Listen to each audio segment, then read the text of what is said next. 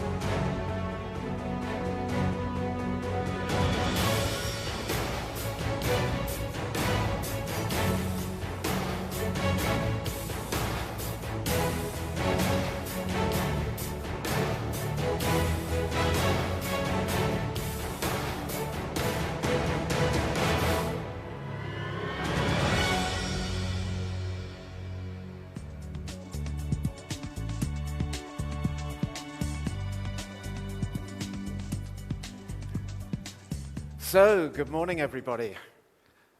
How are you this morning? And how did you enjoy that dinner last night?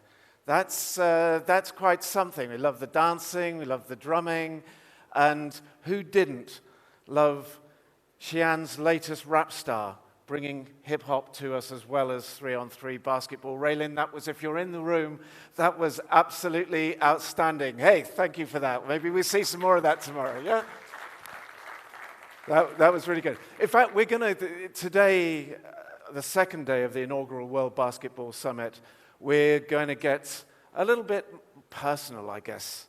And we're going to hear some interesting, some fascinating personal stories. Raylin is one of them. She's going to be a keynote speaker as we go in to our panel, which looks on 3-on-3 and the impact on the future of this great sport. We're also going to hear about the impact of basketball on life through the personal story of Stephen Marbury. And Stephen, if you're here, we're looking forward so much to hearing your keynote ahead of our Basketball in Society section.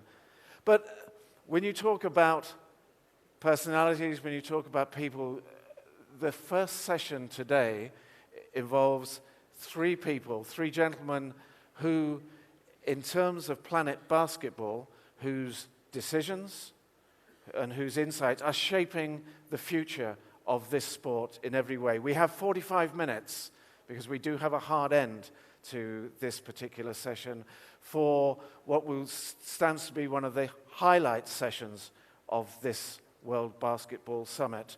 We're going to converse now with three of the most influential men on planet basketball. I'd like you to welcome to the stage initially the Secretary General of FIBA, Mr. Patrick Baumann.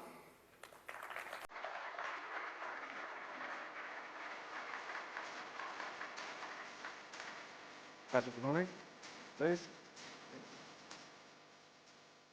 And secondly, a gentleman who has been one of the most recognizable athletes on this planet during a stellar playing career, a guy who needs absolutely no introduction, particularly here in his home country. Ladies and gentlemen, Yao Ming.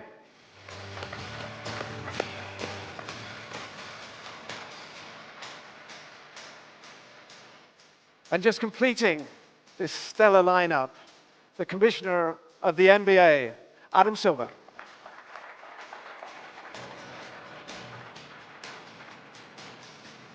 Adam, welcome. Please take a seat there. Right.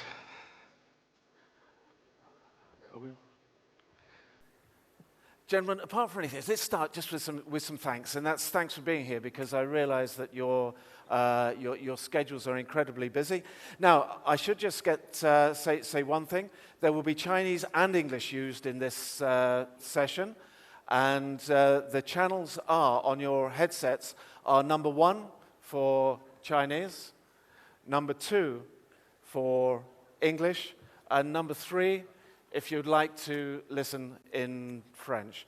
And I'd like to start, guys, this is all about, today is about people, it's all about the future of this sport. So let's get the conversation underway by talking generally. Each of you has a common goal in building basketball around the world, but different agendas because of your roles within that process. So how do each of you see the future? Where is the growth? Where is the development in basketball likely to come from in the years ahead? And perhaps, Adam, we could start with you on this one while I put my earpiece in and I can understand the responses, please. Am I you? Am I the you you're referring to? I did say Adam, yes. Oh, please. I'm sorry. I thought you said you. First of all, wonderful to be here in Xi'an. Yao, thank you for hosting us here in your country. And Patrick, thank you for organizing this great summit. I'd say what's so wonderful about this sport, and I see it from so many old friends in this room, that we've all worked together as a basketball community. And I think we've all recognized that what is helpful for the federation and the league in China is helpful for the NBA and is helpful for FIBA. I know that, I view basketball as the fastest growing sport in the world. And I think we have done so well by taking the time to build relationships everywhere, by traveling to summits like this, and under Patrick's leadership, bringing together this greater community of basketball. And I think we genuinely feel that affection for each other, and feel that's what is good in one country, in one league, in one federation, supports the game overall. And the pure competition is reserved for the court. And of course, like, once the players are on the court, the objective is to win. But I think once we're off the court, that we see this larger ecosystem of basketball, and we recognize that to the extent we're competing against other sports, but maybe more importantly against other forms of leisure and entertainment, and that our main mission is to get young people all over the world to play this great game. And I just finished by saying it's all the programs, whether many of the new things that Yao Ming has put in place, or the things traditionally FIBA and the NBA have worked on, whether it's Basketball Without Borders, that Yao has been part of, the Junior NBA, the new programs the CBA is operating, they've been very effective to get young boys and girls to play. May I ask you for your take on that, as the future and how the strategies that you are introducing here in China are impacting on the future of the sport? 当你说到有什么策略的时候，首先策略的东西肯定相对来说有些隐秘的，我不能说。That strategy is a little bit confidential to me, because I'm not in a good position to disclose my strategies here. But to me, basketball is a concept of the culture. We have rules on the court. We need to follow all the rules and the disciplines, and I believe that these rules and the disciplines or standards, which have been developed over the hundreds of years, are very much mature and sophisticated. And also the culture that is built upon the court and the ball, and also the affection and the passion about the basketball, is something that we need to explore further. I would like to echo with what Adam said before, that is to connect with each other. I think that is very important, because basketball resembles the connection and relationship of each other. We yell, we charm for the same game, and then we are united as one, as a little community, as a little society. So this is this one and the same affection and passion for the ball. And also, it brings us pleasure and enjoyment, and that's why we need to look at the basketball from a higher perspective. What we care shall not be only about whether we are losing or whether we are winning. We shall more care about what is happening on the court. And Patrick, to you talked in your keynote yesterday about some of these things, but if you could take that helicopter view of where basketball was going to be in relation to, particularly in relation to other sports in different parts of the world, where are we heading? Well, I'd like also to, first of all, give my thanks to Yao and the CBA for being here, for supporting us, and to Adam for making the detour and coming to the city of perpetual peace. And somehow that's quite a fitting place, a place of perpetual peace. So it still is about teamwork, and this is an incredible team that we have lined up here with our different roles and responsibilities. We're missing another 3, so we could even play maybe a bit of 3-on-3. We'll pass the ball to Yao and he can score all the points. I think the beauty is we want basketball to be a success. We want basketball to be the most popular sport in the world. And all of us here have a piece of work to do in that respect. And I think that if we look at the NBA, whatever the NBA does in the US is watched across the globe. And whatever they invest in making this the best league globally that is known everywhere, and invest into promoting the game, whether it's through exhibition games, preseason games, or going around, I think that's a value for the basketball family. That's an added value, and that is growing and making the pie grow for everyone. not just for the NBA. And I think that's something that we have to recognize, even if maybe sometimes here and there one may look at the NBA as a competitor. That's not true. It's an added value to the whole growth of the game. And China and with Yao at the helm is a little bit the next frontier, maybe before the next one that is coming, which might be another continent, and we might have a chance to discuss this later. But certainly China is not just a country, it's huge.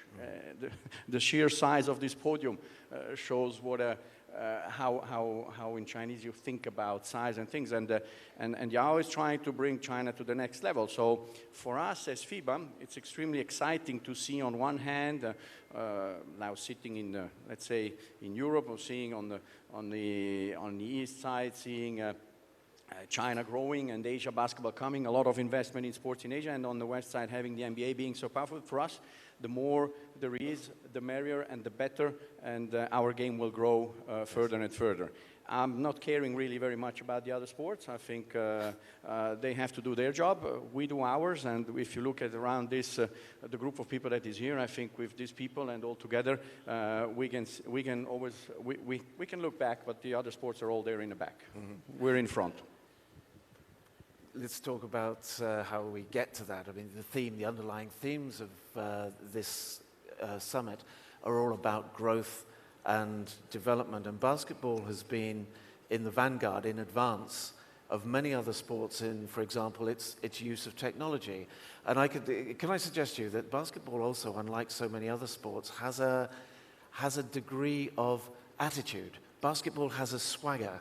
And it doesn't matter, it would seem, whether it's basketball in China, in the United States, or anywhere else. There's a basketball culture which helps you to identify fans. And there's a young demographic within that, a demographic with a bit of attitude. So let's start with the NBA experience. How is the NBA using that demographic, its knowledge of that demographic, their affinity with technology to create the engagement which is going to lead to growth? It's a great question, and I know it's something that Casey Wasserman talked about yesterday in his keynote address. And I think that, in part, it's a sport, to your point, that's ready-made for technology. I mean, Yao can speak to it. Even seeing the reaction to Yao when he came into the room today, that our players are truly bigger than life in many ways.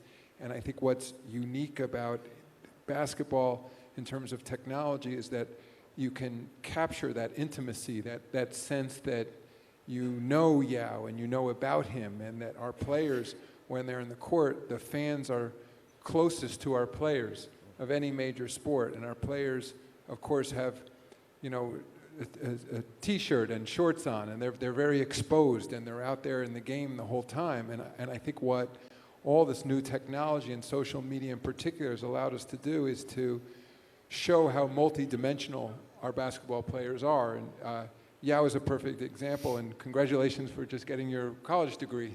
I've been reading all about you on social media. So it's in economics, but it's in a way that our fans globally, of all players, of all leagues, can develop these personal relationships with players and know about what they're studying. They know what music they enjoy. They know what appeals to them in fashion.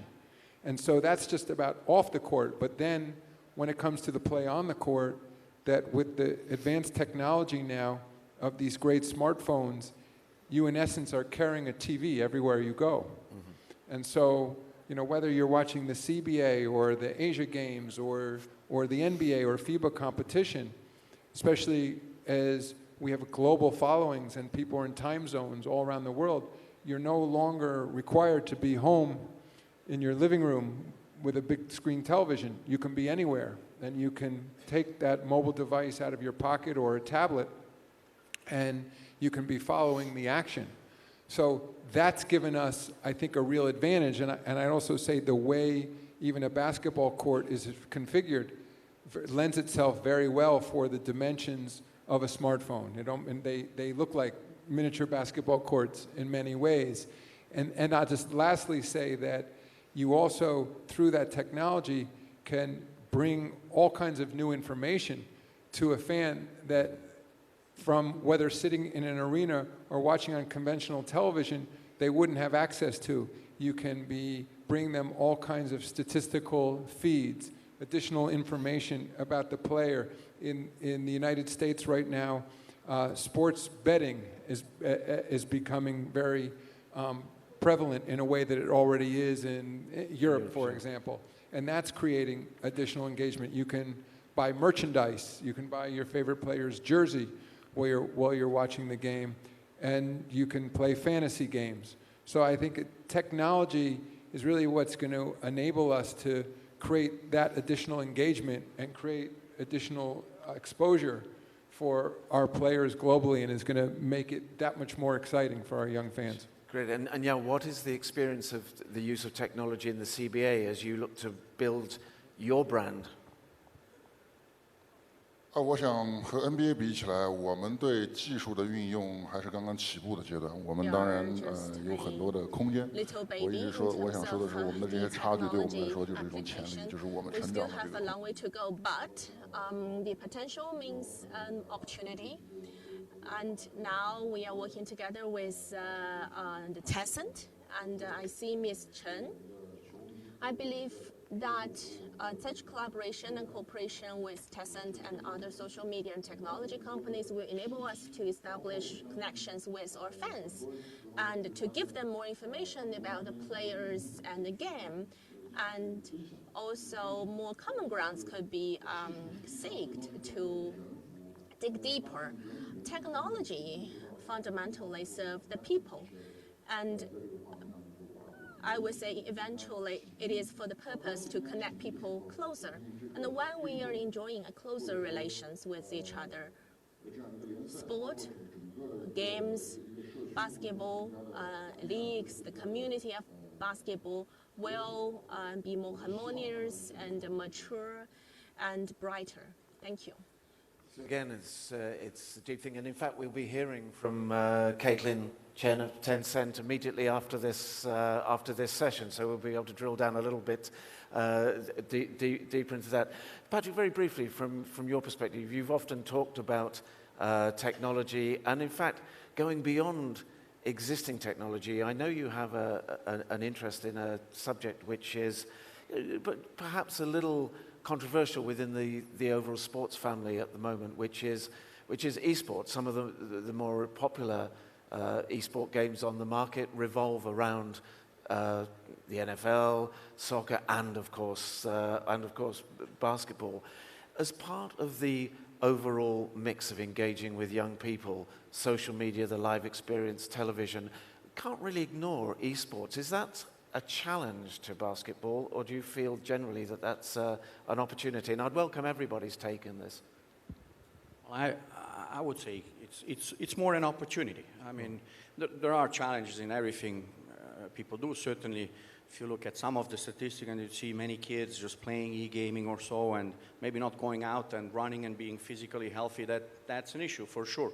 But I believe that from a basketball perspective, from everyone's perspective, there's a community out there that loves the game and that is playing NBA 2K or other sport-related e-games, and we should capture them in one way or another, and we should offer them an opportunity to do what they like in a setting that we can maybe somehow control and also exploit for the benefit of the basketball community at large. And I think that's, for me, is we just need to find how we can do this in a proactive way and not just being reactive to an industry that is growing fast and fast. We do have a chance that our sport has a competitive advantage. I mean, these mobile phones are, as Adam said, like a small basketball court.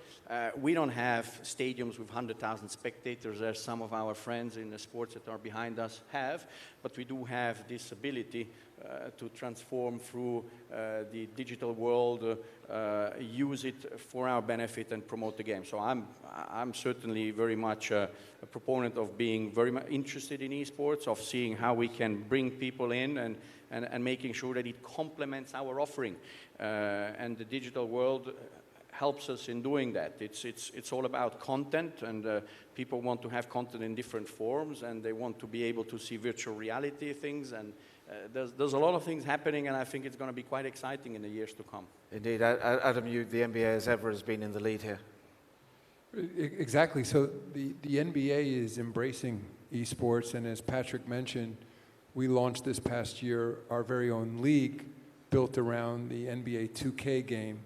And the NBA 2K game now is the largest selling sports game in North America. And just as Yao and the CBA has a relationship with Tencent, so does the NBA. And we're working with Tencent on an online version in China.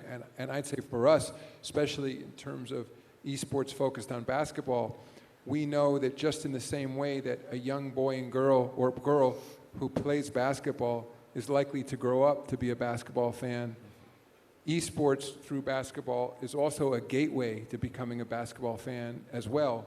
Those young players who are playing an NBA 2K game or through Electronic Arts, another NBA game we have as well, learn all about the players, they learn about strategy, they learn about great legends in the game as well. And I'll add that what's so special about basketball played in a virtual world is that Patrick Baumann can compete against Yao Ming on the court. What makes esports special is that you can have all kinds of body types, all kinds of physical strength, but at the end, you're just competing with your mind and your thumbs. Mm-hmm. And so it opens up the game to a whole world of players who maybe could play at the amateur level, but would never have been able to compete at the professional level because they don't have the physical size. And so in many ways, we see it as sort of the next huge opportunity for the sport, because players on a global basis can compete, because even now, while we're playing, our Philadelphia 76ers and our Dallas Mavericks are playing in Shanghai and Shenzhen. As Yao knows from when he traveled here as a Houston Rocket to play, it's very disruptive in the NBA season to travel so far and then recover for the NBA regular season. And while we've talked about becoming a truly global league, it's not realistic from a travel standpoint, at least with current technology, that teams can fly around the world and compete. On the other hand, when it comes to a virtual world, when you see the incredible technology of Tencent or Alibaba and all the incredible things that are happening here in China, that I can imagine a scenario where in arenas where the Xi'an team is competing directly against the Houston team, and that they're competing in a virtual way, and that's what technology will allow for. So I think esports will ultimately be very complementary of basketball and will create enormous additional opportunities for the game. Okay. Yao, can I ask you, you're the athlete on this panel. Do you share the notion that esports are as a gateway to participation and to fandom and to brand building? I have a sense that possibly you're not quite as enthusiastic. 我能绕过这个问题吗？ Actually, can I skip this question? Of course, I wouldn't want to put you. I wouldn't want to put you on the spot. 简单说两句吧。Just 在 a 不 few 久以前的 words. 这个亚运会里边， Not long ago in the Asian Games. 首先说一点，就是说我自己本身是个游戏玩家。 Personally, I'm an e-sport player. I play a lot of e-games, and I skipped some physical training for just to play games online.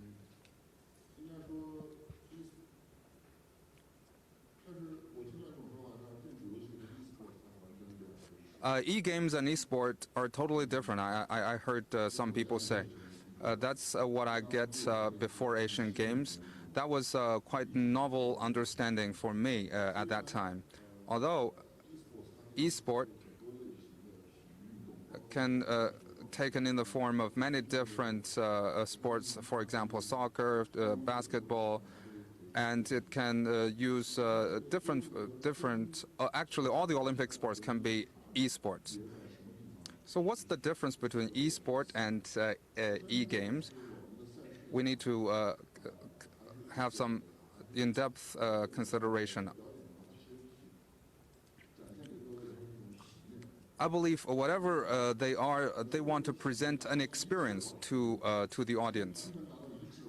If they can create a consistent experience, then we can say that the newer one will replace the older one.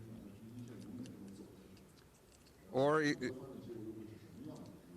if we allow them to develop on a parallel scale, I don't know where they are going, what's waiting for them. So I'm very curious.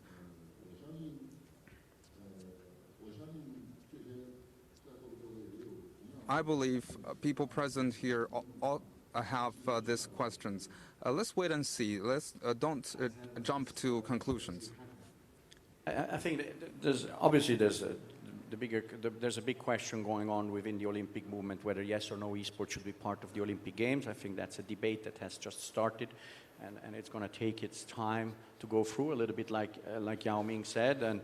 But I think and obviously there's a red line when you have those e-games where some of these athletes who are competing at the highest level are like athletes. They're very professional, and they're training very professionally, and there's a whole set of people around, an entourage but of course there's a line where it's red, no? I mean, when you start having a little bit more the violent type of e-games, and that's really then a question mark how far this should be part of the sports movement as such.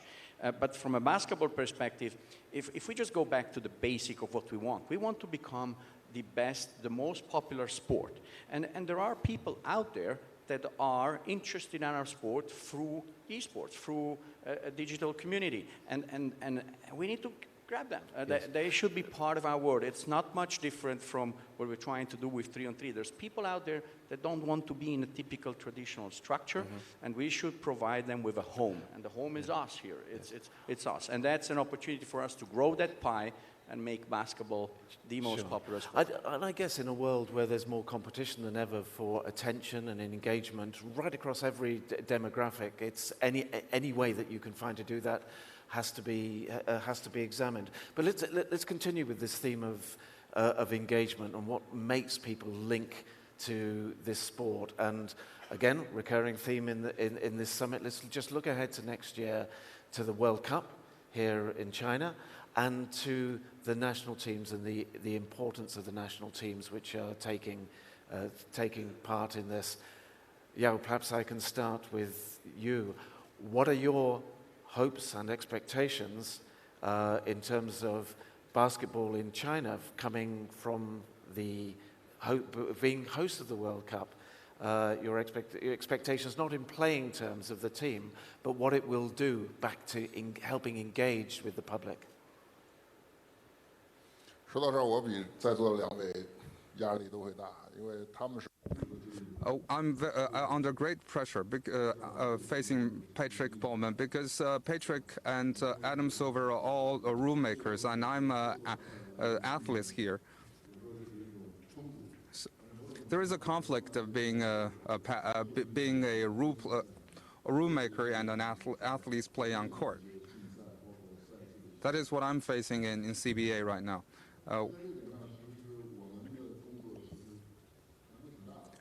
I'm facing a lot of difficulties in my job. 2019 World Cup is very good for us, opportunity for us. We have a clear goal that we need to get the ticket to 2020 Olympic Games. In 1994 we got to the top 8, and we have some other good records. Also, we need to build on these good records and select the best and the brightest to compete on those games. And we hope to have a strong talent pool to fight for our goal. this particular subject. This is something that we've discussed many times over the years. We come into the back of, or come up to this World Cup with really a renewed emphasis in the international game. There's a new qualifying system, and just for anybody who wasn't aware, the qualifying for the World Cup and performance does help to determine who gets a ticket for the Olympic Games going forward, which is what's so important. But perhaps I can ask you about that relationship between, in particular, national teams and engagement in the sport of basketball, and not just here in China, but right around the world. Well, I think first of all, I might make more comment in. I mean, as much as we might be a rule maker, I mean, at the end, the game is the game. You have to score that basket. It's all about talent, and score more than your opponent. And I believe everyone has equal chance. That's our job, to make sure that everybody has an equal chance. And of course, when you're a host, there's a little edge. You play at home. You have home crowd. You have a thing that doesn't make necessarily the baskets, but it does create an emotion which transfers into the players and makes them certainly very performing. Sometimes pressure might be too much, and that's something that I'm sure coaches and leadership will make sure that doesn't happen. And the second point I'd like to make, we're very thankful within the FIBA world when we have former athletes that have been very successful, taking on some responsibility in the federative world or in a club or in a league and so forth. I think that's something that they're giving back something from the game that they have been playing, that they have been doing well. And I say, well, we have ideas, we can give something back. And so people like Yao, like Andre and others, I think that's something that is extremely, we're very fortunate to have them around in our environment. Now, as it relates to national teams, it is always a matter of balance. There is a clear signal practically all over the place when your country participates somewhere, it attracts the attention of a larger public than just the core fans of that particular sport. And that's the case also in basketball.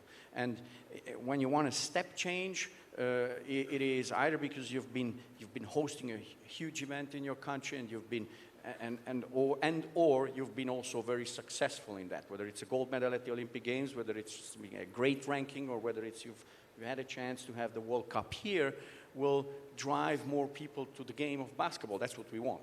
And obviously this is already a very popular game here in China as an example, but we certainly want it to stay for a long time and to continue to be popular. Maybe also not maybe focus too much on the result of next year, and I think it's still also for Chinese basketball, next year's World Cup is a huge undertaking, big. We have to thank the authorities, the CBA, everyone that is working, all the cities, to make it happen. But it's one milestone on a long-term journey to the top, hopefully, for China. And the national teams, with the new qualifying system, when they play in 80 countries simultaneously 4 times a year, gives an opportunity and a spotlight on that particular strength, on that flag, on your country. And that drives attention to the game, which then in turn helps leagues, clubs, to hopefully build on it and be able to attract further spectators to the game, look at the stories of the players, not just national team players and others, and so forth. So, and that's kind of the important thing of making this move for the new competition system. Adam, please. Yeah, I'll just add, I think it's a great moment for the sport of basketball that the World Cup will be held here in China. And it's going to be coming off what will have been a historic year for basketball in China, with China having just won 4 gold medals in the Asia Games, both for 3-on-3 competition and the 5-on-5 competition, and congratulations, Yao, for that. And then moving now into the World Cup, I think as Patrick said, that there seems to be no greater level of engagement for fans, and Yao can speak to this, and for the players than playing for their own country. And I think what makes sport at its highest level so compelling is when the stakes are the highest. And I think still despite great NBA competition and great FIBA competition, that when you play for your country and you're playing against other countries, friends and foes, you know, there's been a history of this, you know, and back very much the Olympic movement, which you know, Patrick is also at the center of, that this is an incredible form of competition, and it pulls in fans and patriots who might not otherwise be hardcore fans of the game. That even, you know, that somebody might appreciate the game, but when their country is playing and their country, you know, and their fellow countrymen are out there competing in that way, it creates a special moment of unity for an entire country. And I think for the sport of basketball and even for China, I think there'll be, as Patrick said, you know, an extra sort of shot of energy for those players playing in front of their fellow citizens. And I think for the sport, there will be no greater stage to compete on than these venues throughout China, where we'll all be playing next summer. Yao, can I just ask you, as a player on this, whether it felt different? Adam was just talking about the extra sort of percentage of energy that comes with the national team. As a player, did it feel different when you pulled on the national jersey of China to playing for the Rockets? Was there a different feeling when you were representing China than from when you were representing the Rockets in the NBA?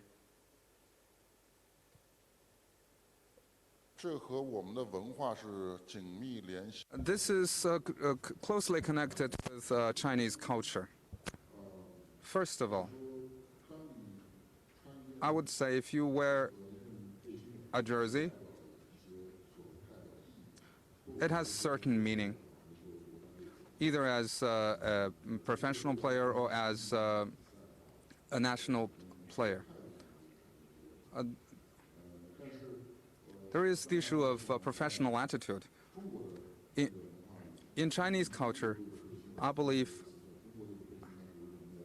I used to say that Chinese national team jersey has a magic. It draws players to fight for one goal.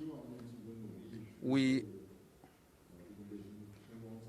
hope to add more glory to this jersey through our hard work. We have a lot to do. We need to build a perfect training system that can turn out top players on a constant basis. In the United States, you have NBA and you have NCAA.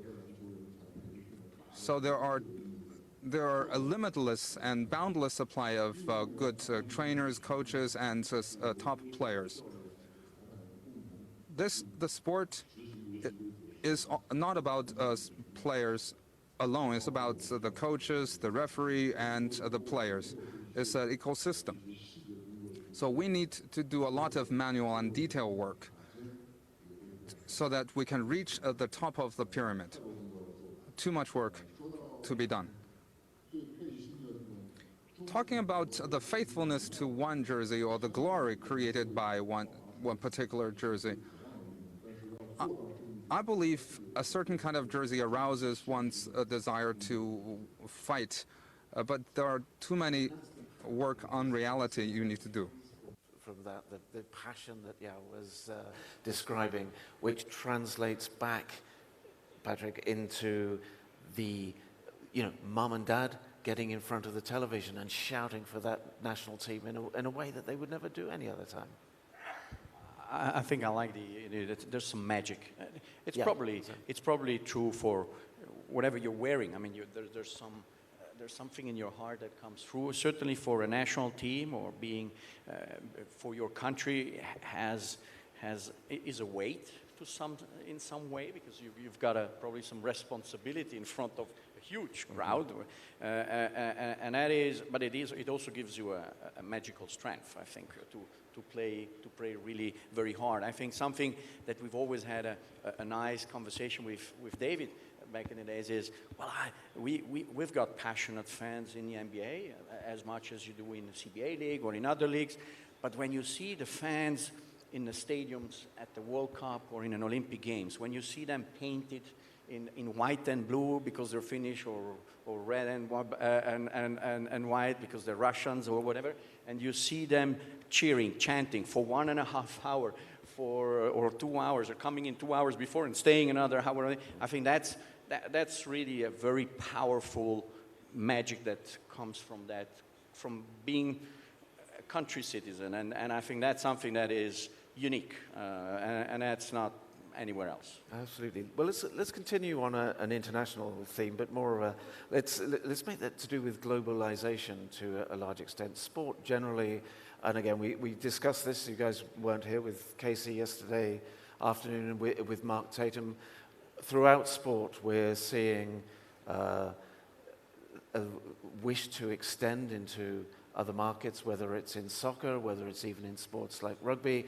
Yet again, the NBA has been in the lead. There are teams playing here now. We have regular season games which sell out in a nanosecond, more or less, in London, games elsewhere.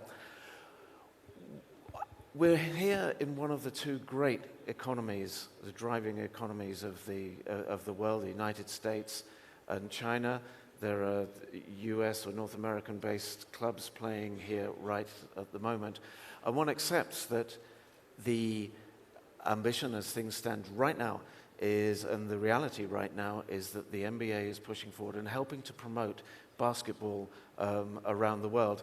Yao, you have ambitions clearly and understandably to grow the CBA to be as strong as it possibly can be, to involve itself players from around the world. How long can that coexistence and that mutual positivity continue to exist, given the agenda that the CBA has here in China to grow? I guess, in a nutshell, is there room for two great international leagues on this planet? Yeah, perhaps we could start with you. Within the Chinese market, will you continue a happy coexistence with the NBA as your own league continues to grow its own influence at home and internationally?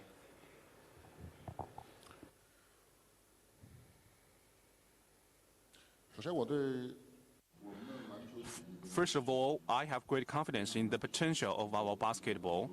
We have a large population base in terms of the basketball talents.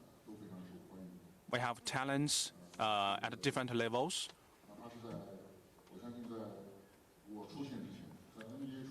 Before I became the player, before I got enrolled in the NBA, I was just a kid.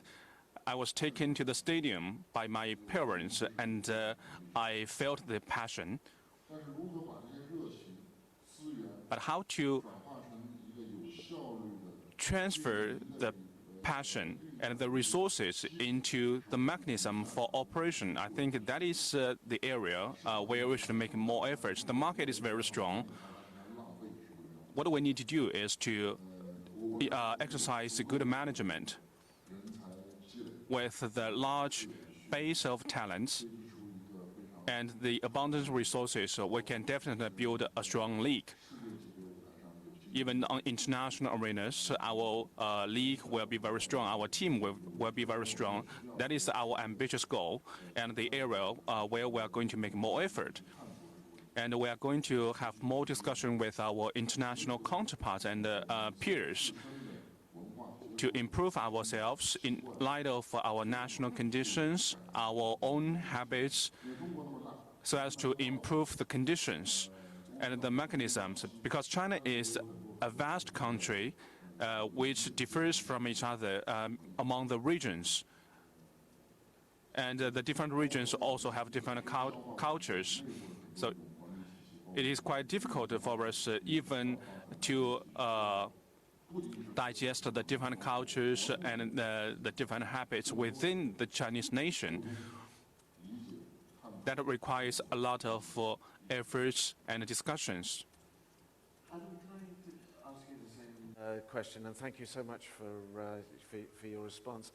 And again, this is because we're looking at the future and how markets will develop. Will that relationship inevitably, because of economic pressures and opportunities, even change over the years? My view is that we are friends and that there is more than ample room in the marketplace for multiple great leagues. And as Yao knows, we've talked about this many times, and with Yao's predecessors as well as heads of the CBA, that the NBA feels a responsibility in working with FIBA to help grow the game globally. And even from a business standpoint, we think the competition is fantastic. We view ourselves as competing in a much larger entertainment marketplace than certainly not just basketball and not even just sports, but as you mentioned before, young people who are playing e-games, or young people who are watching television or doing anything but playing basketball. So we think competition is a very effective way to lead to innovation, to create more interest among the fans, and ultimately to create a higher level of skill and competition among young people around the world. I think back on that game, Yao, when you participated, when USA played China in the 2008 Olympics in Beijing. I think that's still the highest rated basketball game that's ever been played. And I can imagine a time that as the CBA under Yao's guidance continues to grow, and then working with FIBA, a global club competition where you can only imagine if, as the CBA continues to get better, and the NBA, if the NBA champion were to be playing the head of the CBA, how much incredible interest there would be around the world, not just in China and the United States, for that competition. So I think it's fantastic.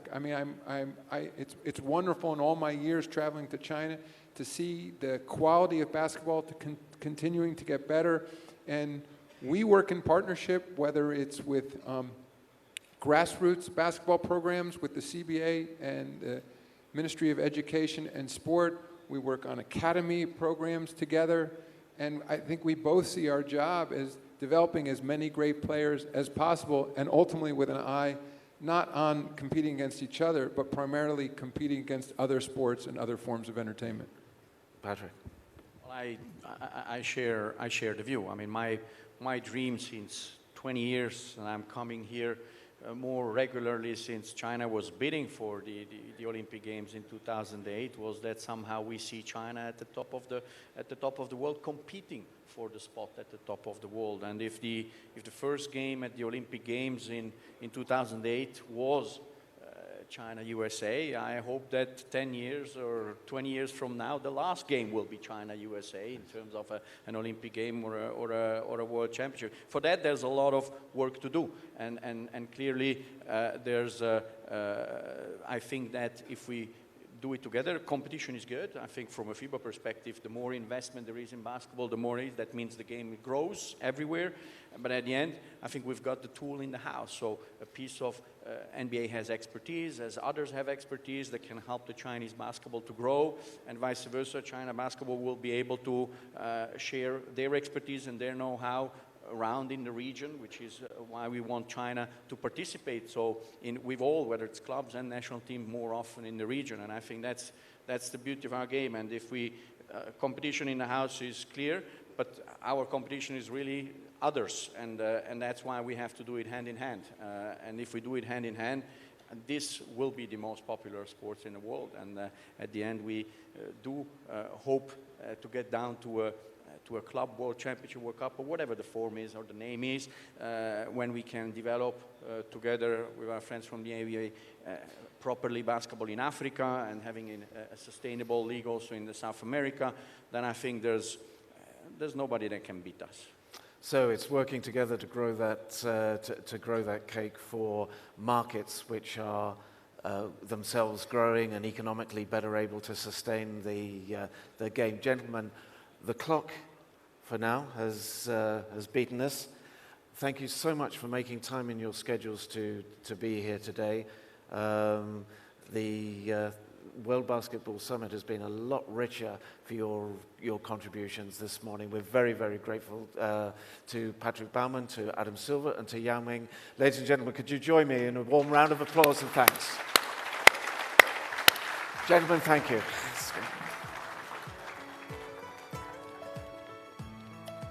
Thank you. It's not often in any sports environment that you get three leaders of such stature on the stage to share their views at the same time. And we'll just wait 30 seconds while we have a commemorative photograph,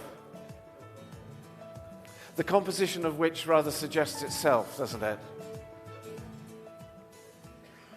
Okay. Okay, guys, another round of applause. Thank you very much indeed. Thank you, Patrick. Thank you. Yao, thank you so much for coming. Okay. So, ladies and gentlemen, as we move on